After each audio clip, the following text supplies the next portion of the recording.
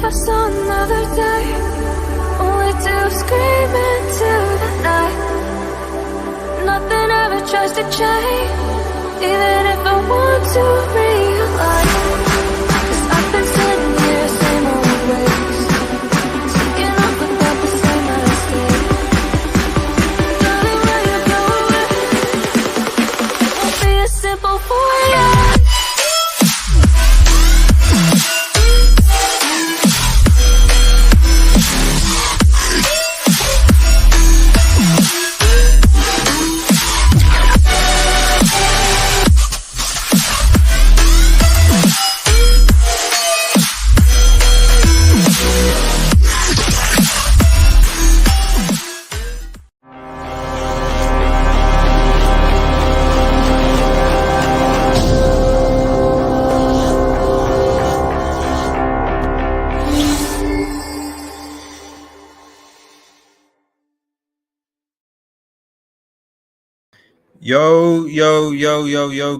Yo, guys, it is Old Man G here back again. First of all, I want to apologize. I literally just realized that I scheduled or rescheduled. I had to push the stream back, and I just realized, literally just as going like crap, it was the Everton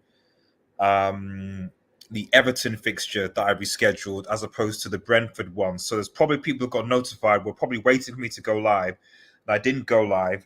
So I can only just apologize for that screw up. It happens, unfortunately, from time to time. So I'm sorry about that, guys.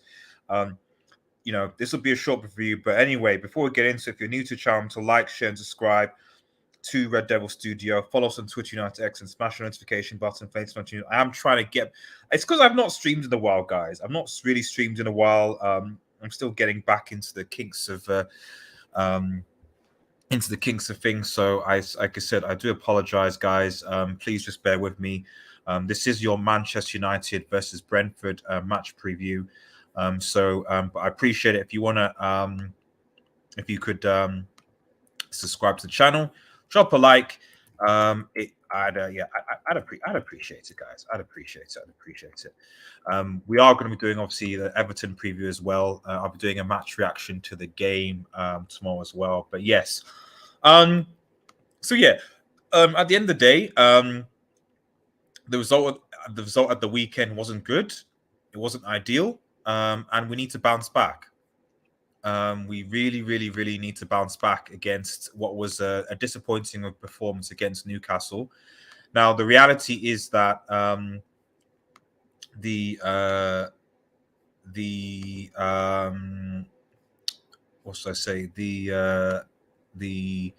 results of the weekend, you can make an argument, went in Manchester United's favour.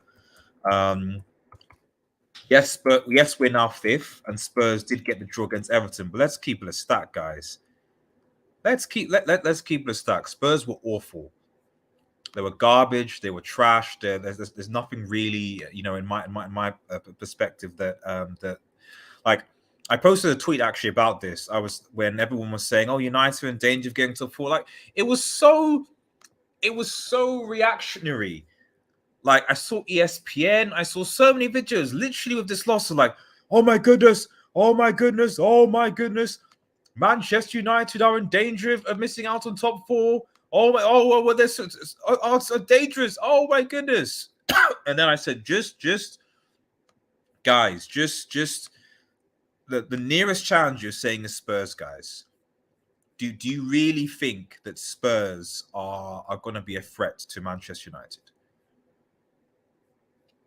Are we really saying that Spurs are going to be a threat to Manchester United? And lo and behold, they bottle a 1-0 lead, having a man advantage. No, I'm not I'm not saying that United aren't in poor form, but nah, come on, guys. I'm not worried about Spurs. I'm generally not worried about Spurs. I'm really not. Comments in the guys. Shout out to Mega, says we're in the same position as last season with Ralph. We just have Casemiro. Yeah, but I think it's like this is the thing when people talk about position. It's got to be contextual. It's got to be contextual. So at the end of the day, Ralph Ragnick was an interim coach. He was not going to be there long term. So he was brought to, like Ralph was brought in to sort of stabilize the ship, as it were. Like it was last season was Ollie and Ralph. Ralph came in from, was it January, I think? So I don't think you can really say, I don't think you really compare, bearing in mind that like people, I've been seeing that tweet a lot, and it's like, so are you saying that you want Ollie and Ralph to come back to United? No, of course not. You know? So no, I think that it's, and on top of that, I think it's contextual because one, we played less games at this time of the season. Because bearing in mind, like we've played less games than we were because of the World Cup, etc. But also, when you look at the quality of teams around, again, like I said, who exactly is going to challenge? Who exactly is going to challenge Manchester United? And also, the big thing: United actually have a trophy already, and are in 3 competitions. Last season, we weren't, as far as we were knocked out of the FA Cup. We weren't in the Carabao Cup. We were knocked out of the round of 16 of the Champions League. So again, it's contextual. You know, United have 2 games in hand over Spurs, and are playing better than Spurs. Let's be frank, and are in 2 other cup competitions: the FA Cup and the Europa League. So at the end of the day, if at the end of the season United finish 4th and have 3 trophies, what are we saying? What are we saying? Shout out to AD man as well in the chat, man. Thanks for tuning in. Again, apologies. It's just it's been a bit delayed just due to me rescheduling the wrong thing. So I'm sorry about that, guys. Let's have a quick look. Okay, so yeah, essentially in summary, guys, I'm moving back for in summary, guys. We need to bounce back. It's just the lack of Casemiro and the Southampton result is annoying because I genuinely think we could have beaten Southampton at home. And I didn't expect us to get much from Liverpool or Newcastle away. But now that those games out of the way, we really need a result against Brentford and Everton at home. We've got both our home fixtures. We have the home advantage. Our home form has been good. I'll bet Casemiro has been there, but it has been good. And we need 2 wins, Brighton and Everton. And I think, I'm probably say I'm confident because we've got enough bottom league kind of games to kind of to tilt us over, if that makes sense. That's my personal opinion anyway. AD says Brighton in top 4 battle. Let me just have a quick look at Brighton at the Premier League table.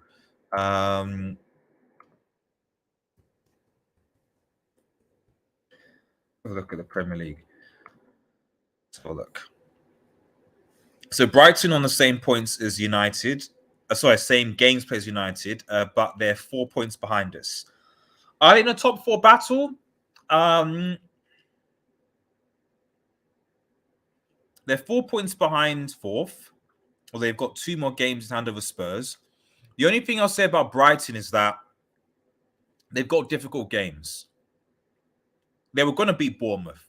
I knew they were. But if you look at their fixtures, they're playing Spurs away, and then they're playing Chelsea away back-to-back. Then United in the FA Cup, then away to Forest, who actually are good at home. Wolves at home, fine. Then United in the league, Everton at home, Arsenal away, Southampton at home are fighting relegation, and Villa away. So possibly, but I will say that they're in a top 4 race if they go away to Spurs and Chelsea and beat them back to back. Then United lose to Brentford, Everton. Then I might say, yeah, okay, they're not in a race, but I think they still got a few difficult things. Which goalkeeper do you want to compete with David De Gea? I don't know, bro. Because any goalkeeper that we sign, because you can't sign unless they're like a Keylor Navas or goalkeepers that are like coming towards the end of their careers. You you can't sign a prime goalkeeper to like you either sell David De Gea and let him go, or and sign a new goalkeeper, but you can't sign a up and coming unless it's like a youngster, like I don't know. Well, it would have been Dean Henderson. People don't like him, but why? And he wants to be number one. But I can, like, a good example is like Liverpool have the Irish guy. Is it Callagher? That's the type of goalkeeper. Like they've got Allison, but Callagher comes in and does a good job and is a good understudy. So you are, and he's a youngster. So you either have a youngster like him competing with David De Gea, or you have to let David De Gea go and sign a number one. Those are the only two, and I just don't think that they're going to let David De Gea go. That's my honest opinion. But right, yeah, but in some way, we basically need to win this game. We ultimately need to win this game. Let me quickly move on to the starting 11, guys. So as you can see, there's a standard our standard formation generator for the starting 11. I'll get this up. So obviously David De Gea in goal.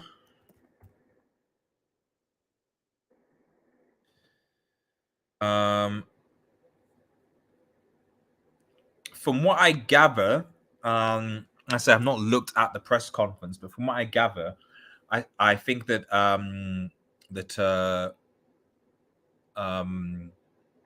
Martial, I think Eriksen is back. I think Eriksen is back. Is Eriksen back, or is we still waiting? I think he still might be out, actually. He's returned to training.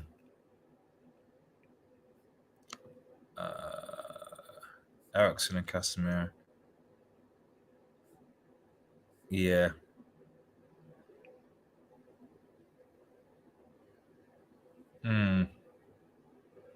He's returned to first team training. Eriksen. Yep, he's returned to first team training. But I still think that probably means that Eriksen is probably not going to be available just yet, but soon. I can't believe Brentford only lost one game against EPL top 6. Yeah, they've been good. They've been good, Brentford.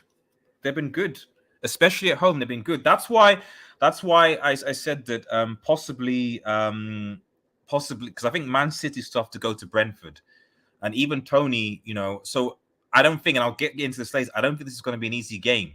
And I'm worried about even Tony. I think there are a lot of United fans that just think that United are just going to go in and just slap Brentford at home, despite the fact that we don't have a nowhere near a good enough number nine that compared to Brentford. We don't. Like we don't at all. Like not even close. So yeah, so this is what I think. I'll just bring the formation up, guys. Let's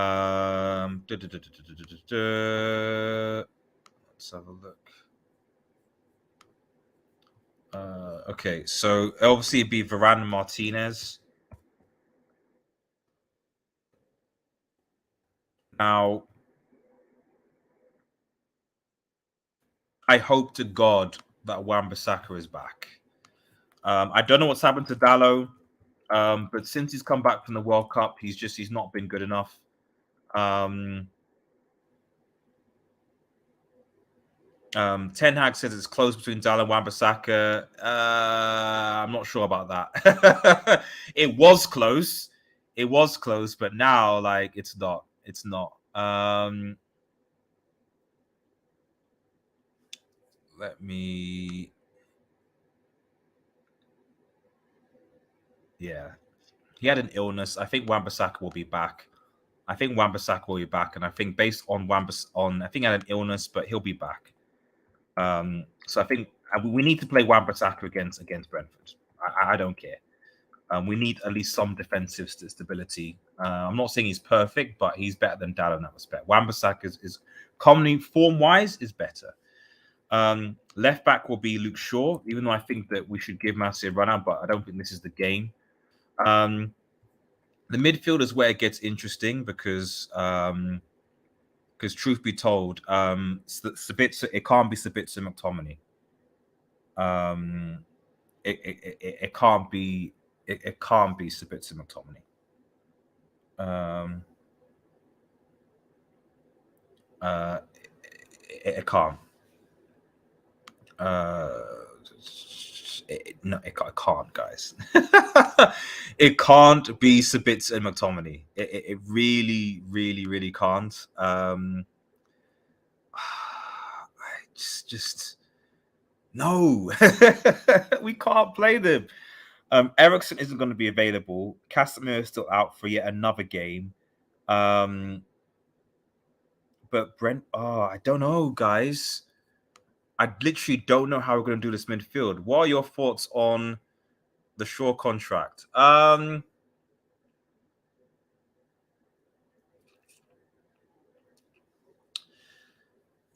It's a difficult one because they're probably doing that.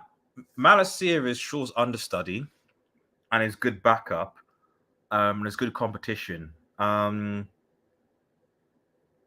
Could you go in for a better left back? Probably. But is it a priority for Manchester United left back right now? I don't think so. Because really and truly, in the summer transfer window, it's going to be United need to go for a striker, and possibly another centre back because Harry Maguire and maybe even Lindelof are going, and Eric Bays will be going as well. You need another centre back, I think. You can't be using Luke Shaw left side of centre back all the time.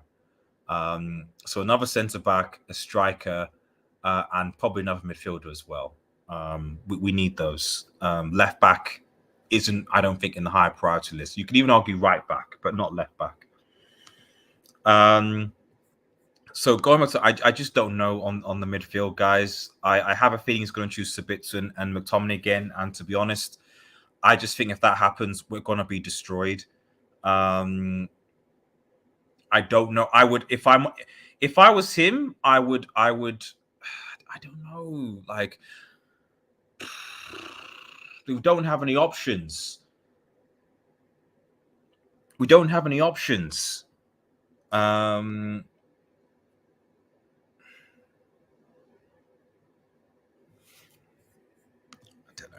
don't know who's available, man. I don't know who can. It's got to be for me. You got to at least no Donny van der Beek, no Ericsson. You know, Casemiro's inch. We're down 3 midfielders and we're left to the bare bone. To be honest, I would actually. To be honest, and maybe this is bad, but if you're going to play McTominay, then for me, drop Sabitzer. If I'll do this, I'll do this. Whatever people say, do this.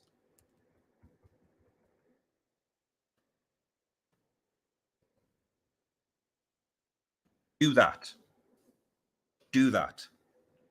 Do that. Either do that or put Sabitzer. If we have to play McTominay, do that. Play McTominay with Fred because at least Fred will be dynamic. We'll do that. We can't play too arguably slow because I don't think because if it's not that fast players. I saw the game against Newcastle really relative. We were overrun. We were massively overrun. So you can't McFred, just play McFred. Play McFred. Play McFred. I don't care at this point. Just play McFred. Let's have a quick look. Let's have a quick look further. Okay, so Cam obviously is going to be Bruno.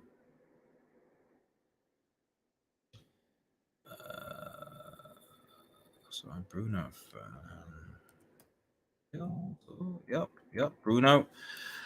Who didn't have a good game against Newcastle and has not had that many good games recently, to be honest. Bruno, he does need to improve. He is the captain. He needs to lead from the front, but it is what it is. What can I say?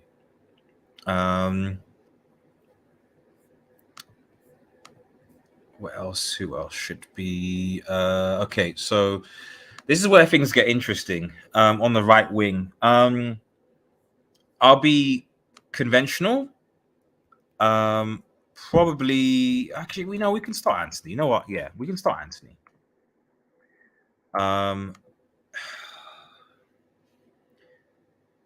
I would do this. Okay, I would do this. I would do Sancho here on the left. Let's play Sancho on the left. Let's play Rashford up top here. Oh, actually, can we play Martial? Can Martial start against Brentford? Yeah, we need him to start. Yep. I don't care. We need him to start. Yeah. Let's do this. Yep, I would do this. I would do this. Plus or minus Sancho, but I'd do this. We can't. We need Martial. Weghorst tries, but I can't have a situation because if we're going to use Weghorst and he does nothing for 60 minutes, I don't see the point in bringing on Martial for like the last half an hour. At the end of the day, like if you can't use him when he's fit, even if we're 30 minutes and he scores two goals, fine, we're good. And he gets injured, okay, fine. That's how it's been all season. We just got to get used to it. But to sort of continually manage him, whereby he only plays maybe 10, 20 minutes, then I don't understand. I don't understand.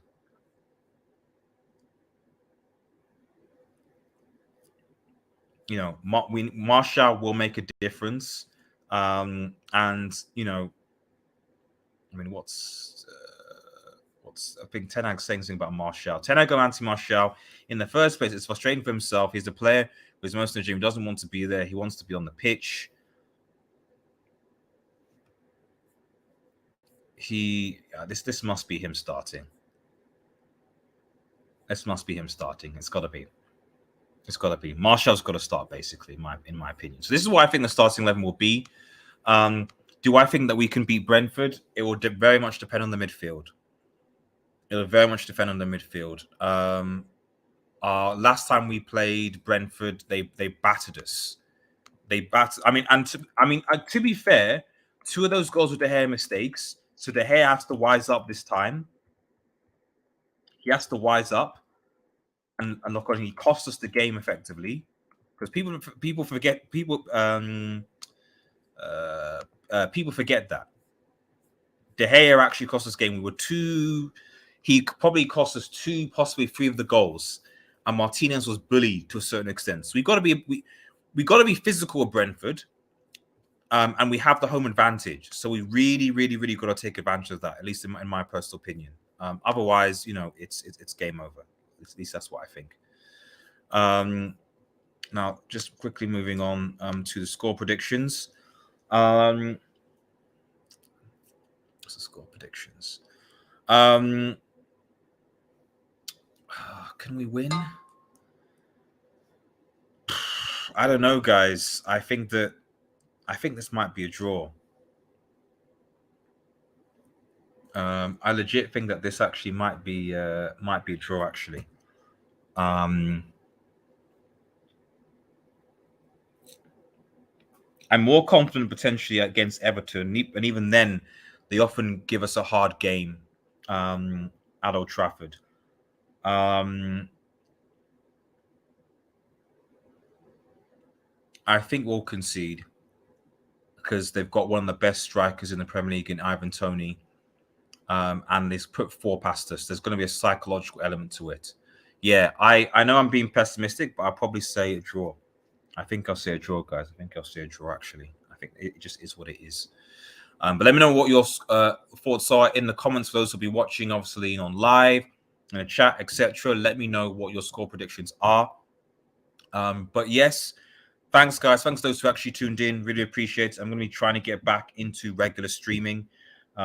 Getting back into the groove. I've not been away for a while, but yeah, if you can support the channel, make sure you subscribe, like, share to Red Devil Studio, follow us on Twitter, United X, smash that notification button. We're on Twitch as well. My second channel with Red Devil Studio Extra, where I'll be posting shorts. Guys, have a nice day, and cheers. Peace.